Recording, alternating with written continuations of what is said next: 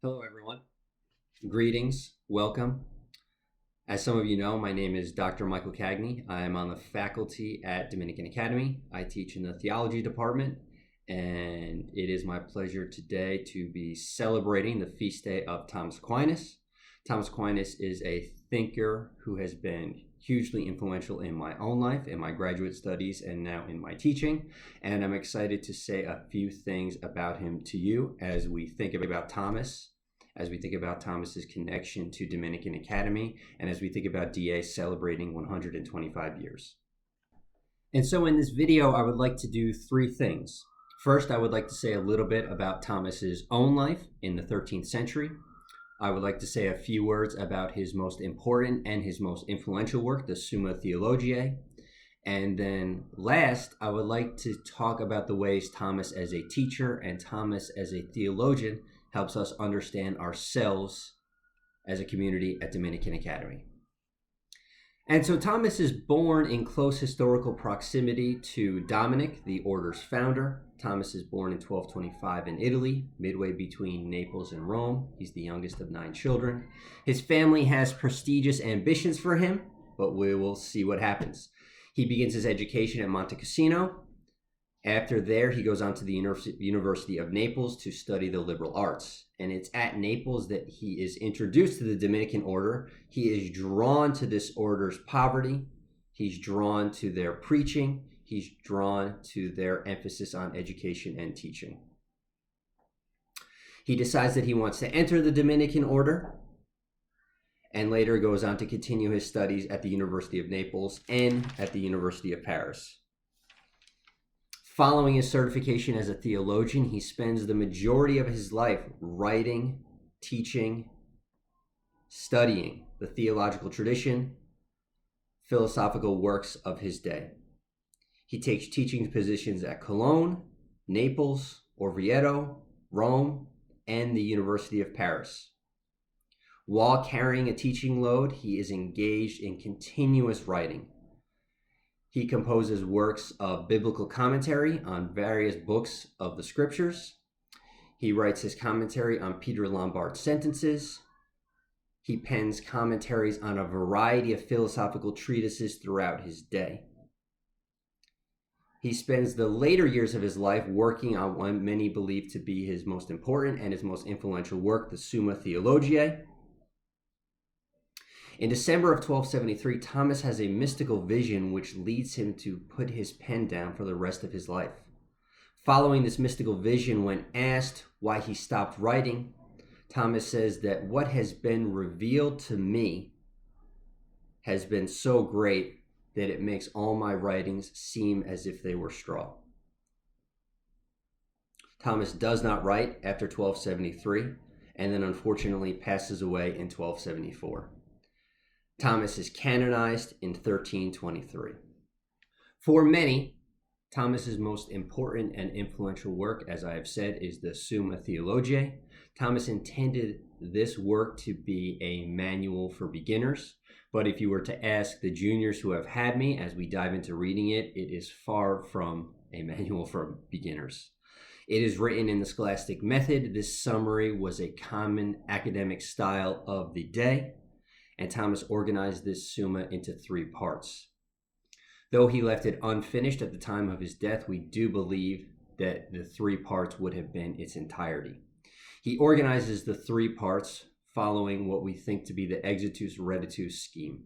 And so part 1 deals with God, God's characteristics, and God's primary activity, which is the act of creation. So Thomas dives into creation, its diversity, its organization.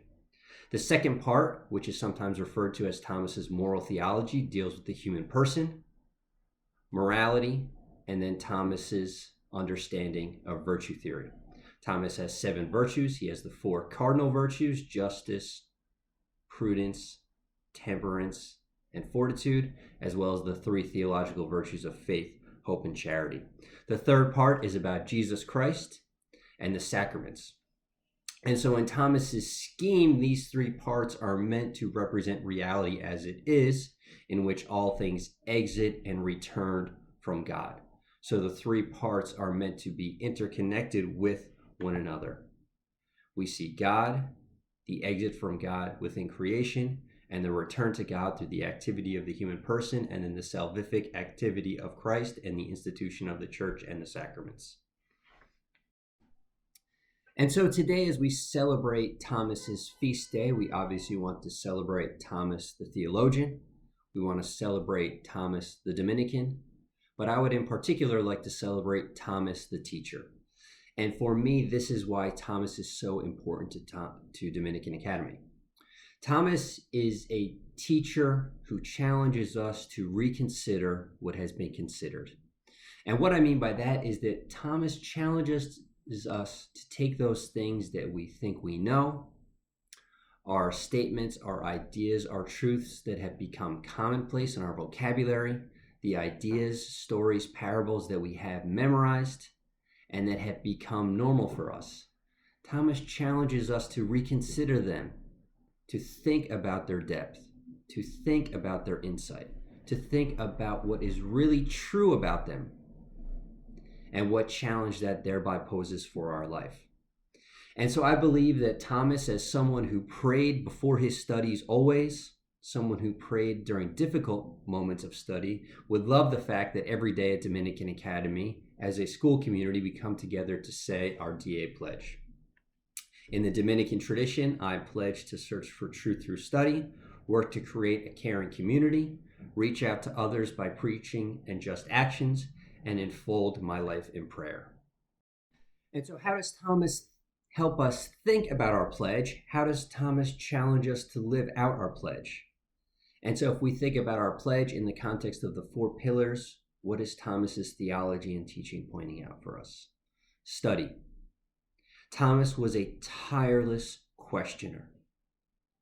The briefest of looks at the Summa Theologiae reveals this. Thomas considered and responded to the thinkers of his day with patience and with persistence. This search for truth, which Thomas embodies, challenges us to interact with all thinkers of our current times, searching for the truth. Even more so, Thomas shows us what theology as an academic discipline should be.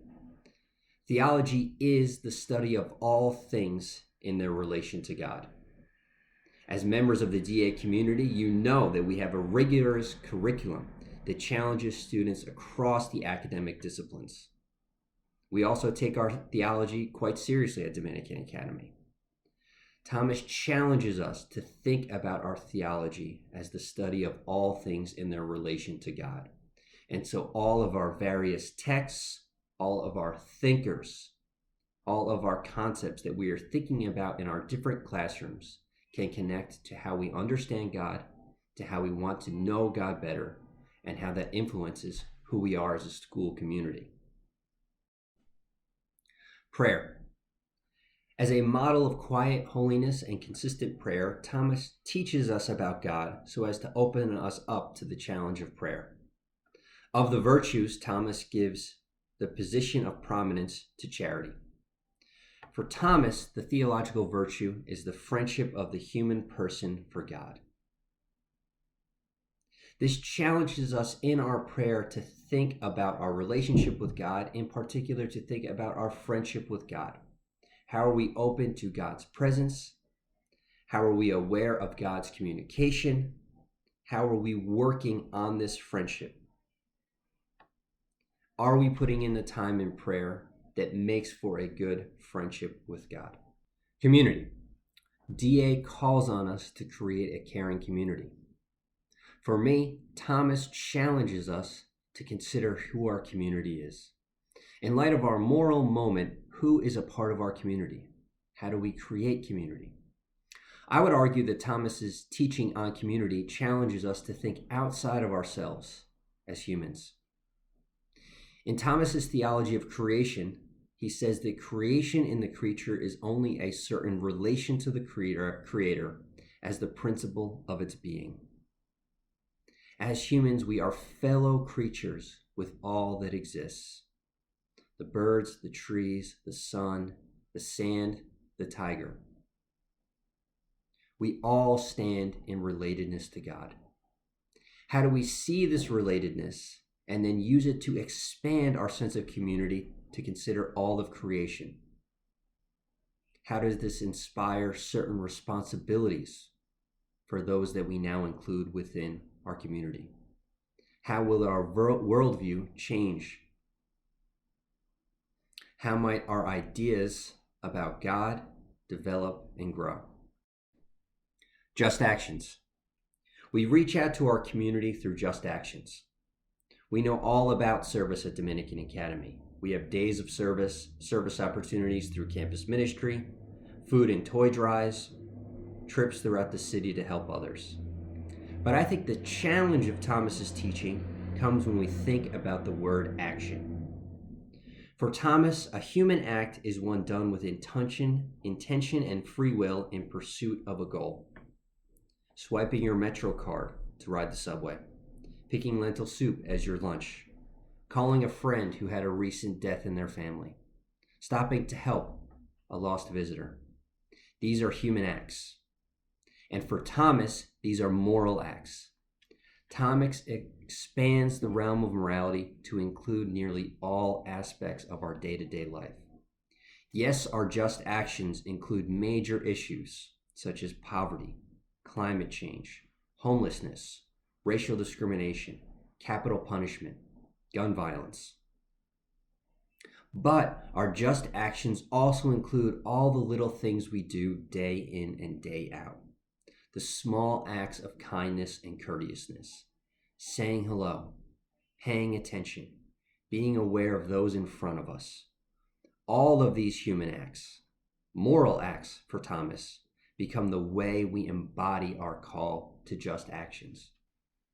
And I hope that these comments have shown that we can reconsider what has been considered about our DA pledge.